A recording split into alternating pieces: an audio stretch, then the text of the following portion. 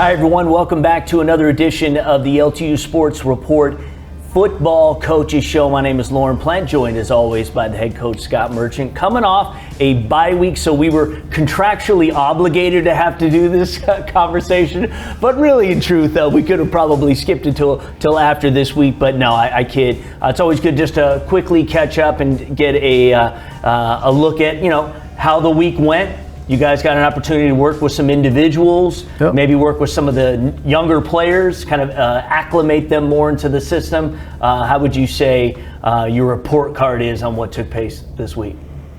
We'll see how we do this week. Well, that's true. Yeah. Jury's out. I think it was a good week. We kind of targeted different individual things that we wanted to accomplish by position, and spent a lot of time on that. And then got an opportunity to get a look at some of our scout team, our backup guys, and give them, they really got 30 minutes plus of like team scrimmage time throughout the week, and it was all on film. So that was really good, and it was good to see our older guys, like our ones and our twos, like being excited for them and cheering for them, and so that was a good environment. But in a bye week, it's a juggling act, because the kids know you don't have a game, Right. So Mind but elsewhere. you still have to get some work done, and you can't take a whole week off, and then especially because we were playing well going into the bye, so we wanted to heal up for sure, but we still wanted to work on things, and then, just have an opportunity to hopefully keep the momentum going into this week. I would imagine, based off of the last time they were on the field, a little more pep in their step. They're ready to get back at it because they now believe they can win. I think actually the last 2 weeks, going toe-to-toe with Marion, right. And, we've talked about that, but we really felt like we were in control of that game, and we gave it away. Mm-hmm. So I think that was a huge confidence boost for our team, because everybody knows Marion's a strong program.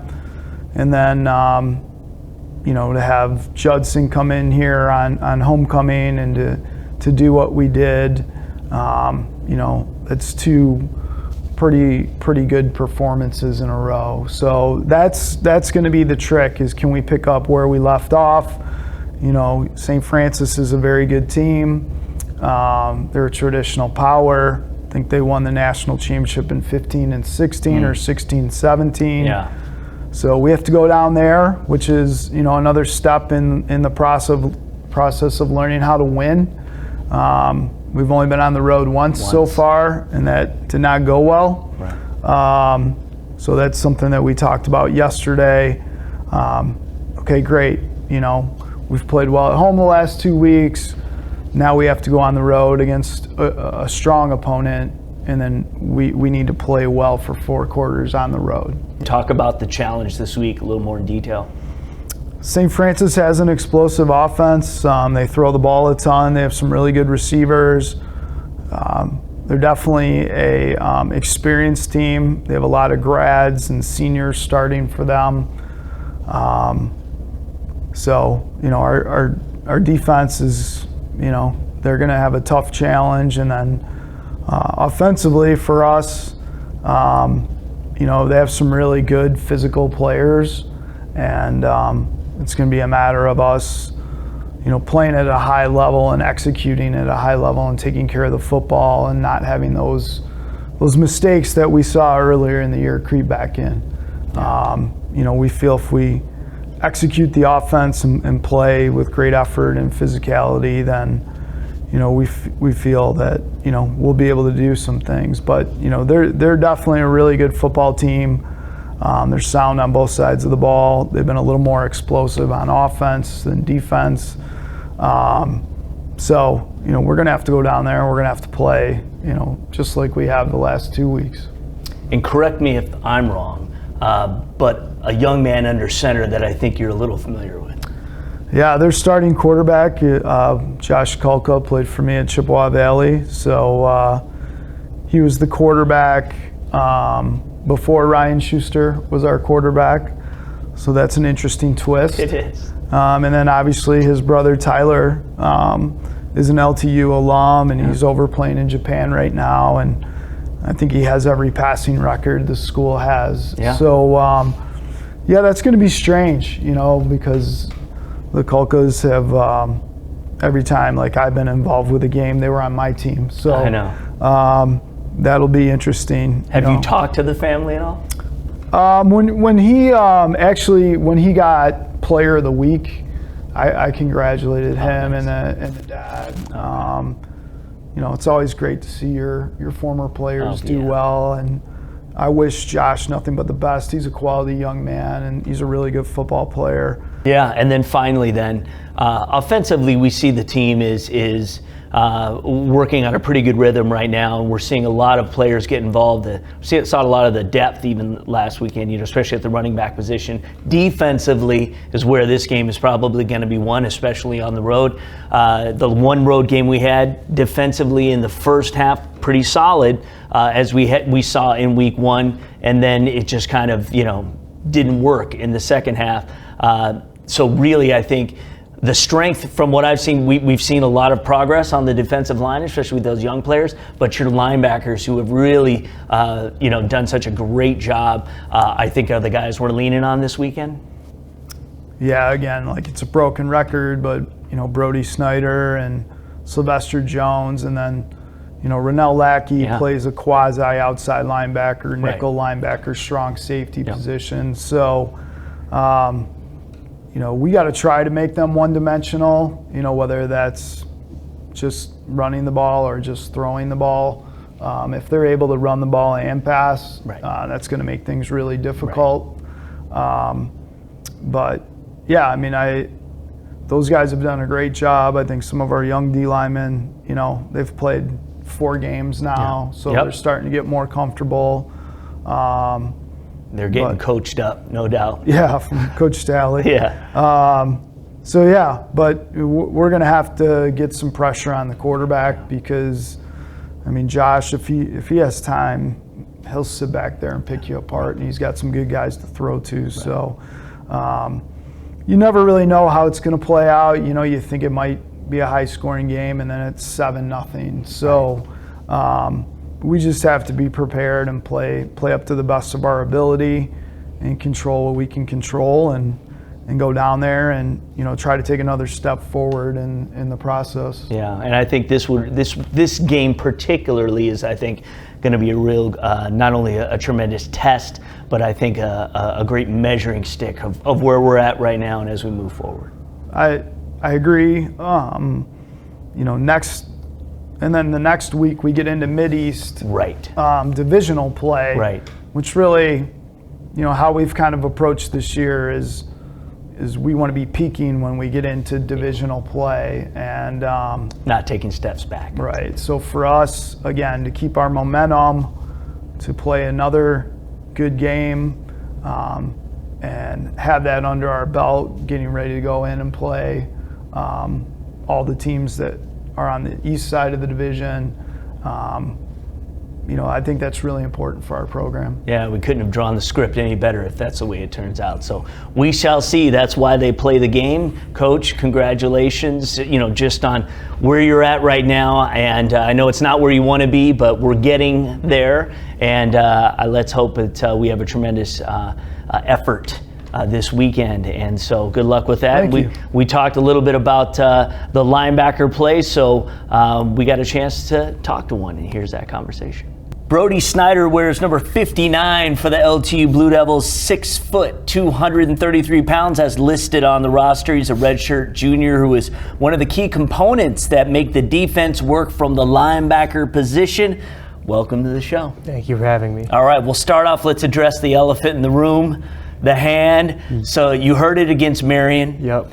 But you played in it 2 weeks ago. How is it feeling? How does it affect your play? Well, it's definitely different because I'm used to grabbing with both hands, so I have to adjust the way I tackle, and footwork and positioning is very important now. Yeah. Because if I miss tackles, I can't really just dive and grab on.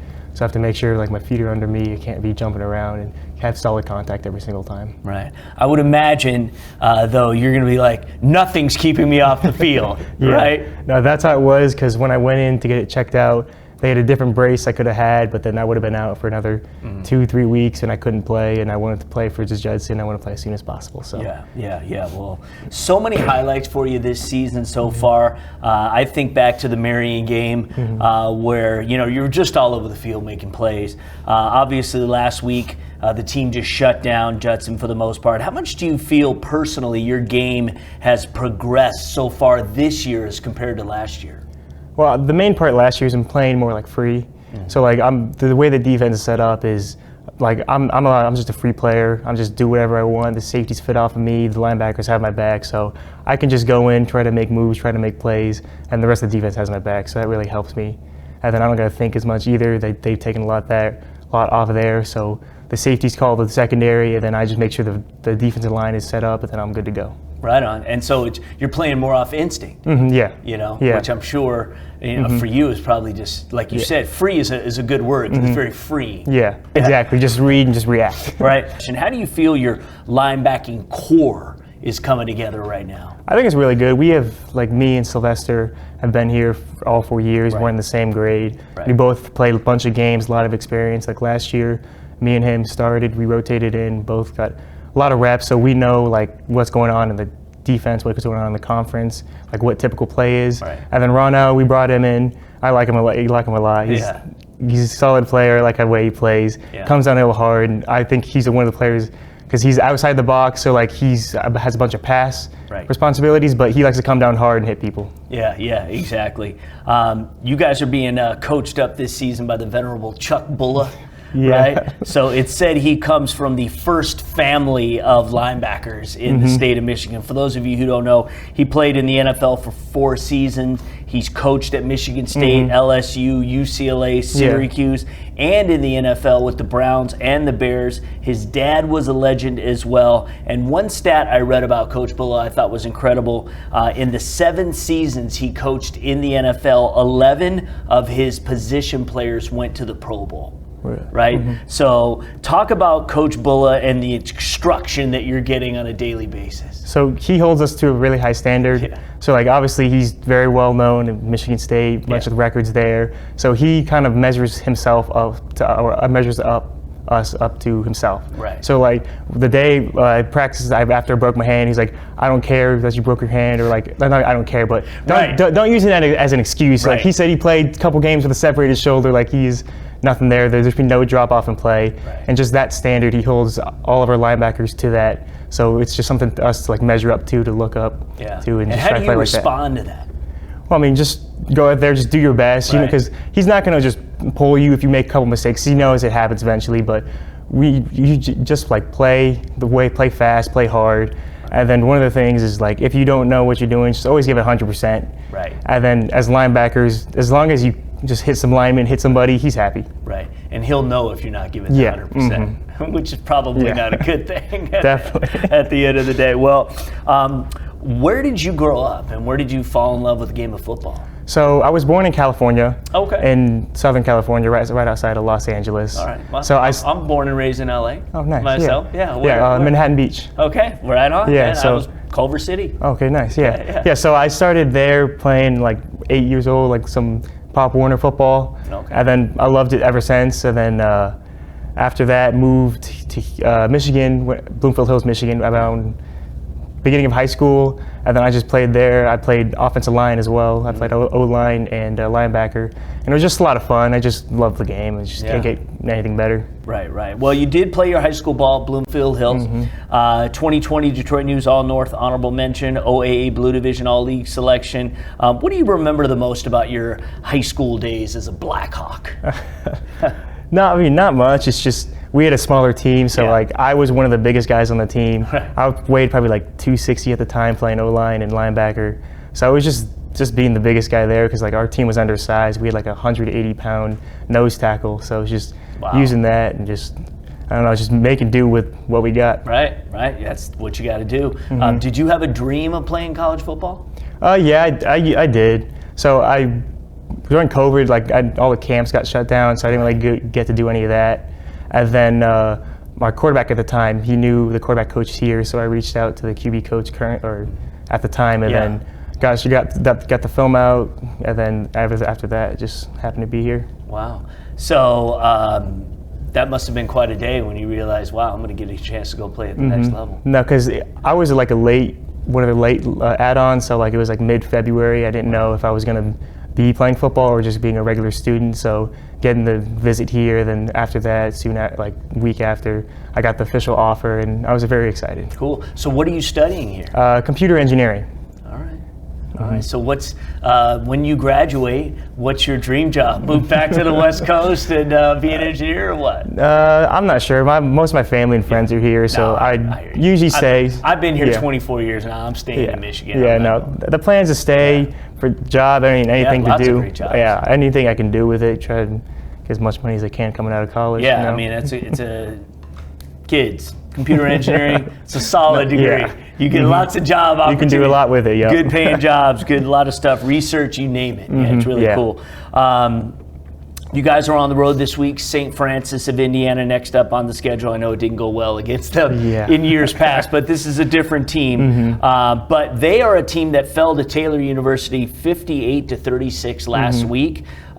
Interestingly enough, a team that beat Madonna University 70-7 just the week before. So how do the Blue Devils turn the page from a lopsided win just 2 weeks ago and really focus on the task at hand, which is heading into the Eastern Division schedule next week, riding a 2-game winning streak? So, I mean, it was good to get a win and show like what we can do, and like show everybody and show ourselves a lot as well. That we're a complete team. Like we know how to play. We can hang with anybody. Like we show in the Mary game as well. Right. So it's really just going out. The road game, last road game we had wasn't the best outcome. Yeah, it started out all right. Started out right, but then we just fell short. Yeah. But so I think using that, because like I think it's to be a day trip. So just making sure we're just focused, locked in. We're there to play football, win games. Like, I mean, it's nothing more to it. It's just, keep it simple. Yeah. Keep it simple. All right, well, you lead the team in tackles with 45. The defensive line, from what I can see, is really starting to gel. There have been injuries in the secondary, and I know a bye week is probably exactly what the doctor ordered for everybody to get healed up a little bit, but now it's back to work. How much do you and the rest of the linebacking crew choose to carry the weight of the defensive success on your shoulders? Because we need you to keep playing well, even get better to get you guys where you want to go. So we mainly just, I mean, our main priority is linebackers. Stop the run, hold them to as little as possible, but then also like lead by example, pick everyone up, because I know like it's tough playing in the secondary. We had like last week they had some really good receivers, a good QB. So like it's we understand that it's tough and that like mistakes are going to happen. Like we just want to limit them. Like even if something bad happens, pick them up, make sure like we're leading the defense. Yeah. Penalties were down in the last game, which is huge. And I think overall team morale is a lot better, you know. And again, you know, the Marion game was so close, should have went our way. We know that you can't live in the past, but I think that we're ready for you guys to just get after it. Oh yeah. And good luck. Thank you. All right, well, thank you so much. That's our show for this week.